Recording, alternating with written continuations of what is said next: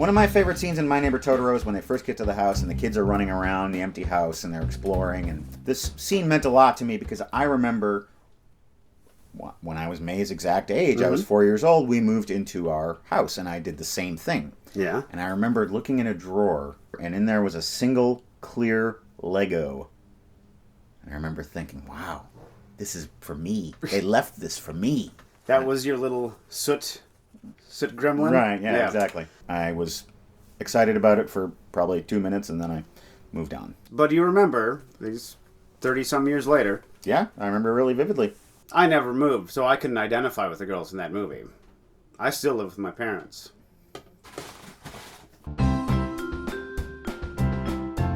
It's just about time to ring in the new year, and it's just about time for us to do some unboxing here on Unboxing. We are going to thank the rest of our donors, and we're going to open the packages and the letters and the postcards that we got in our mailbox. You don't have to open postcards. I made a mistake there.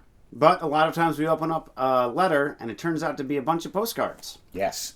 So I guess I was right after all. You're always right, Matt. That's right, and don't you forget it. I can never forget it. We have so many generous donors that go to welcometothebasementshow.com and donate to our show. Here they are. Elizabeth, who says, thank you so much for creating Welcome to the Basement. Kyle, Sierra, Maurizio, Dan, Graham, Brian, who says, your recommendations inspire me to expand my film experiences. Rebecca, Robert, Danielle, Corey, Jonathan, Sarah, Matt, Lewis, Jared, Emily, Paul, who says, keep up the laughs, guys. Ha! A little laugh for you. Joe, Sasha, Sean, Stefan, Malcolm, Benjamin, Simon, Jason, Luke, and Robert, who says, I think yours is the best show on YouTube by far. By far, Craig. We've got some postcards. We've got one from Edil, who sent us one from Marin County, California, the home of George Lucas. Oh. I don't know if he still lives there, but he's known for dwelling there. Thanks, Edel. We got two here from Andrew. He says he's a fan of this Flash Gordon soundtrack that I got here on the old record shelf. And another one encouraging you to see Zardoz. Everyone wants me to see Zardoz. And it looks like we got some Christmas cards. Oh. Swing. Kia wishes us a lovely holiday season. And this card is from Andrew. He sent us this. He wishes us good wishes for the new year, and he writes a cute little Christmas carol here that he wants us to imagine sung in an awesome tenor voice. Do you want to give it? No, I'm not a tenor. I'm no Pavarotti. All right. Well, thank you, Andrew, and the best to you as well. That was maybe your best catch of the year. That's right. Love and joy come to you and to what you're washel to, and God bless you and send you a happy new year. Happy. Indeed. People send me records, and I listen to them. So I've got a couple that I want to talk about here. We've got Fugazi EP, self-titled EP. Here's my advice for bands. If you want to be a good band, just listen to a bunch of stuff. A bunch of different stuff, and let all that inform your music. That's exactly what I'm hearing here. Even though it's hardcore, their bass lines are super funky. You hear a little avant-garde jazz in here. It's all a big stew. And I'm not talking about stew.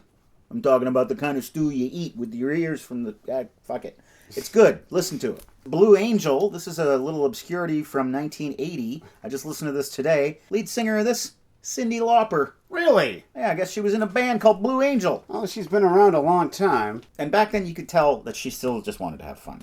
Yeah. This album cover is the most 1980 thing ever. Yes.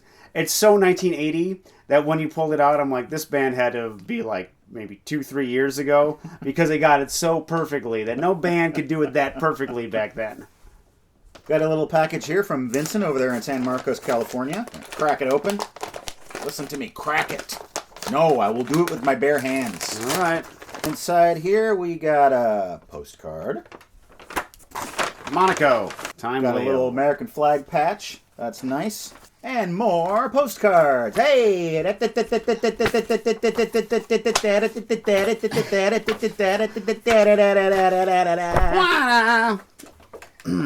only missed 2. And now the Zatoichi report. My quest to watch all 25 Zatoichi sequels in 2016 continues. What number are we on? Well, I've got 2 left to watch. So let's see how I did. I watched the 25th in the series, Zatoichi's Conspiracy. This is the return of Takashi Shimura, who you are a big fan of. Yeah. He doesn't do much.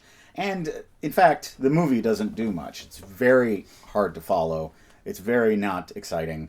I don't even know what the conspiracy is. Ichi escapes from a swamp. That's kind of interesting. The final battle is, as always, impressive, but this is a rather forgettable entry in the series. So that's 25. Earlier, you said that there were 25 movies in these... No, 25 sequels. Oh, the 25 sequels. Yeah, Okay. I know, it's confusing. There are 26 movies total. Number 26, the final in the series, I have not watched. I don't even know what to think, Matt. You failed. No, I didn't. Because 2016 is not over yet. That was my goal, to watch them in 2016. I still have time. So next year, in our first unboxing of the season, we will have the final Zatoichi report, and we will find out if I did indeed succeed in my quest. Loophole! I also had a goal for this year of 2016. The Red Shoes. And you watched it. I watched it. I have seen the Red Shoes. I'm going to answer a question, finally, that someone asked a long time ago, and I dodged answering the question. The movie made me cry. Good. Yeah, but it happened in a way that's never happened before in a movie.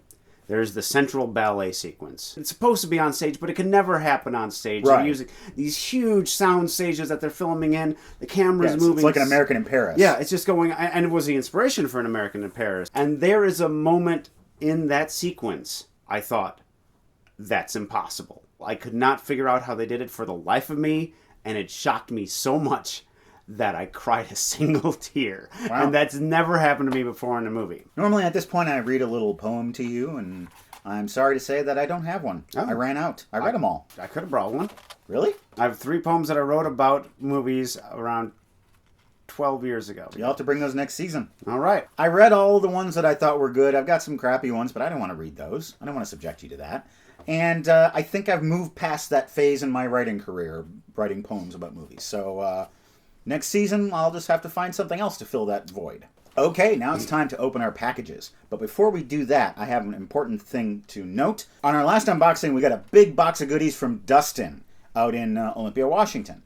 And as I was cleaning up after the show, I realized that there were some items in the box that I completely overlooked. Gift from Dustin. Swatches! Swatches? Yes, and each of them commemorates a different director. This is from the 100 Years of Cinema Swatch collection. We've got Akira Kurosawa and Robert Altman. Oh, How do you choose? I think we'll have to hash this out when the cameras are off. Yeah, it's gonna be a fight sequence, I think. This one is from Fulton, New York. It is very light. I'm guessing seed packets. Who doesn't want some seeds? And this is from big fan of our show and of Beer and Board Games, Stephanie, who is a supporter of the show. Miss Uke?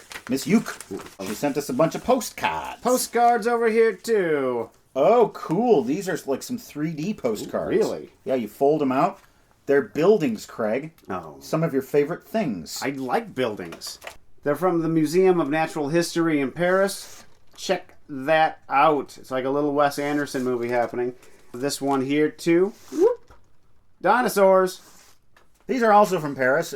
She and her man, Drew, took a recent trip there, so we got some postcards there.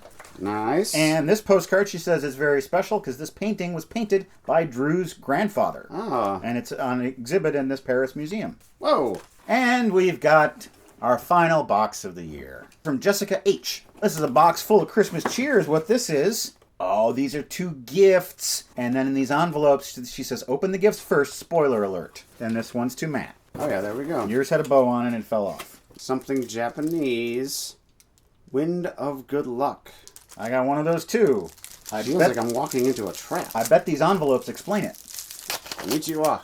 There's a Zatoichi card. How to Daruma. This is a Daruma doll, and apparently you use it to when you want to achieve a goal, and it helps you and it inspires you to do that. It involves coloring part of it and feeling guilty. I'll be very good at feeling guilty. I've done it most of my life. Well, she's written us a very sweet postcard. She says she's moving to a snowy climate. Wants to know if we have any movies that we watch when the weather is snowy.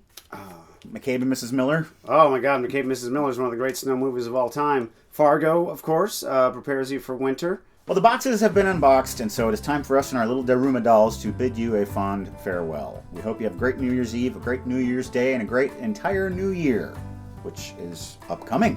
What do you think? What do I think? I think that this new year is upcoming, and I'm all for it. Good night. See you next year.